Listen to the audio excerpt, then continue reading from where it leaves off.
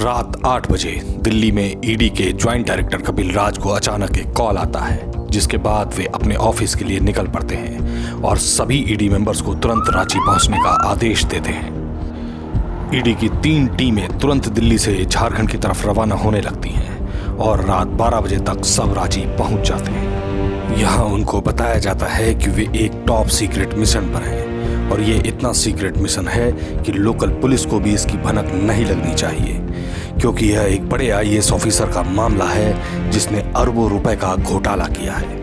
उस समय झारखंड में इलीगल माइनिंग और ब्लैक मनी का बोलबाला था, जिसकी बदौलत इस ऑफिसर ने बहुत दौलत और ताकत कमा ली थी।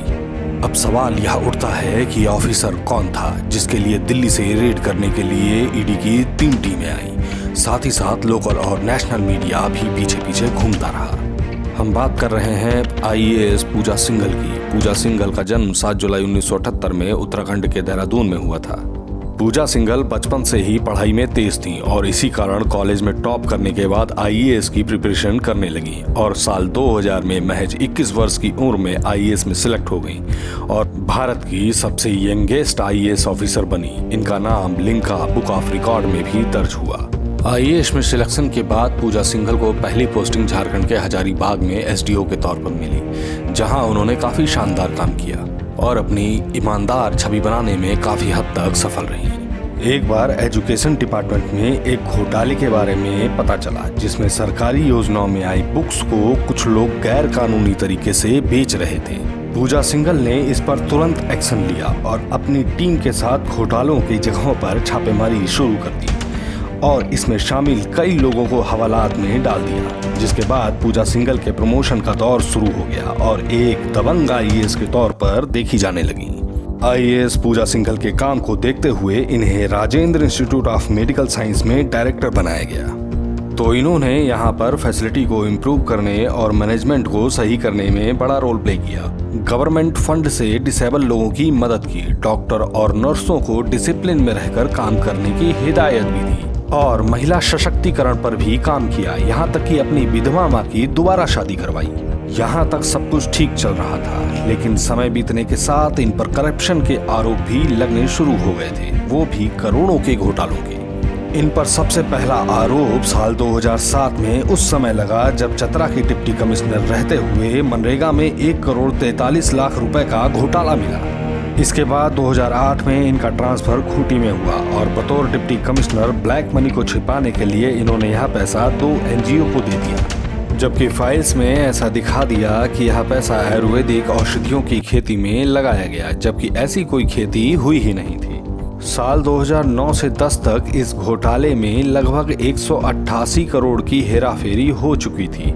मनरेगा घोटाला तब सामने आया जब पूजा सिंघल की जगह पर दूसरे डिप्टी कमिश्नर ने इंजीनियर्स के द्वारा काम के हिसाब किताब के लिए एक इन्वेस्टिगेशन कमेटी बनाई। इस कमेटी ने जांच के बाद बताया कि आईएएस पूजा सिंघल ने मनरेगा का पैसा निकालने के लिए अपने सीनियर ऑफिसर्स तक को नहीं बताया। इस मामले में ईडी ने 2012 में पूजा सिंघल के खिलाफ केस रजिस्टर किया। उस समय झारखंड के सीएम अर्जुन मुंडा थे, जिन्होंने एंटी करप्शन ब्यूरो को जांच के आदेश दिए, लेकिन सबूतों के अभाव में एंटी करप्शन ब्यूरो कुछ नहीं कर पाई। लेकिन झारखंड में पूजा सिंघल के पावर और रुतबे को देखते हुए ईडी ने उस पर नजर रखना शुरू कर दी और इन्वेस्टिगेशन एजेंसीज को तलाश थी एक अच्छे मौके की। इसके बाद आईएएस पूजा सिंघल का ट्रांसफर पलामू में किया गया, जहां उन्हें एक जंगल का डिप्टी कमिश्नर बनाया गया। उन्होंने वहां के सभी माइनिंग ऑफिसर्स को अपने अंडर में ले लिया और अपने सीए सुमन के जरिए कोयला और आयरन, बालू पत्थर, लाइमस्टोन की माइनिंग शुरू कर दी। इस माइनिंग से रिलेटेड कोई भी बात करने के लिए पूजा सिंघल अपने बावर्ची के सिम का इस्तेमाल करती थी, लेकिन वो कहते हैं ना कि हर शातिर की अपनी सीमा होती है। पूजा सिंघल उस समय पर गलती कर गई जब उन्होंने आदिवासियों के 33 एकड़ जमीन पर एक प्राइवेट कंपनी ऊषा मार्टिन को बिना सरकारी आदेश के माइनिंग करने की इजाजत दे दी, जिसका आदिवासियों ने बढ़ चढ़कर विरोध कर दिया। अब इस प्रदर्शन को देखते हुए वहां के डिविजनल ऑफिसर ने जांच के आदेश दे दिए और जांच के बाद आईएएस पूजा सिंघल को दोषी पाया गया, लेकिन इसके बावजूद आईएएस पूजा सिंघल पर कोई कार्यवाही नहीं हुई। इसके बाद 2019 में झारखंड के सीएम हेमंत सोरेन बने और आईएएस पूजा सिंघल पर तमाम आरोप के बाद भी 2020 में इन्हें माइंस एंड इंडस्ट्री डिपार्टमेंट का सेक्रेटरी बनाया गया। लेकिन याद रहे कि ईडी अभी भी पूजा सिंघल पर नजर बनाए रखी थी, जो बड़े गुप्त तरीके से सारे सबूतों को इकट्ठा कर रही थी और उसकी इन्वेस्टिगेशन जारी थी। इसी इन्वेस्टिगेशन के दौरान 2020 में ईडी ने रोड कंस्ट्रक्शन में यूज हुए घटिया माल के लिए एक जूनियर इंजीनियर राम विनोद सिन्हा को गिरफ्तार किया। इस इंजीनियर के पास उसकी आय से 669% ज्यादा संपत्ति मिली और जब ईडी ने और गहराई से जांच की तो पता चला कि घोटाले का 5% कमीशन इंजीनियर डिपार्टमेंट को और 15% कमीशन डीसी ऑफिस में जाता था। जब रिकॉर्ड निकाला तो उस समय की डीसी और कोई नहीं, आईएएस पूजा सिंघल थी। अब ईडी को पूजा सिंघल के खिलाफ पुख्ता सबूत मिल जाते हैं, लेकिन ईडी अभी इंतजार करती है। इस समय आईएएस पूजा सिंघल माइनिंग सेक्रेटरी थी, उसमें भी लगभग 4000 करोड़ का मनी लॉन्ड्रिंग घोटाला होता है, जिसके बाद अब ईडी की जांच इस इल्लीगल माइनिंग की तरफ मुड़ जाती है और कई सालों की ईडी की मेहनत और इन्वेस्टिगेशन रंग लाती है। 5 मई 2022 की रात पूरी टीम दल बल के साथ रांची पहुंच जाती है और सूरज की पहली किरण के साथ शुरू होता है रेड का मिशन। अब ईडी और अदर इन्वेस्टिगेशन एजेंसीज सीआरपीएफ और सीआईएसएफ टीम के साथ मनरेगा और माइनिंग घोटाले के आरोपियों को लेकर रेड करने के लिए रवाना हो जाती है। ईडी 5 स्टेट झारखंड, बिहार, पश्चिम बंगाल, हरियाणा, राजस्थान में 25 जगहों पर ताबड़तोड़ रेड करती है। ईडी अलग अलग 3 टीमों के साथ पहली टीम पूजा सिंघल के बंगले पर पहुंचती है, दूसरी टीम सीए सुमन सिंह के घर पर और तीसरी टीम पूजा सिंघल के पति डॉक्टर अभिषेक झा के पल्स हॉस्पिटल पर रेड करती है। पूजा सिंघल को जोर का झटका तब लगता है जब ईडी को एक रेड डायरी मिलती है, जिसमें पूजा सिंघल के घोटालों के साथ उससे जुड़े नेताओं और ऑफिशियल्स की जानकारी मिल जाती है। इसके बाद पूजा सिंघल के सीए सुमन कुमार के पास सबसे ज्यादा पैसा मिला। ईडी ने सीए को तुरंत हिरासत में ले लिया। पूजा सिंघल के साथ पहले ही 17-18 घंटे पूछताछ चल रही थी, जिसमें पूजा सिंघल ने सभी आरोपों को झुठला दिया।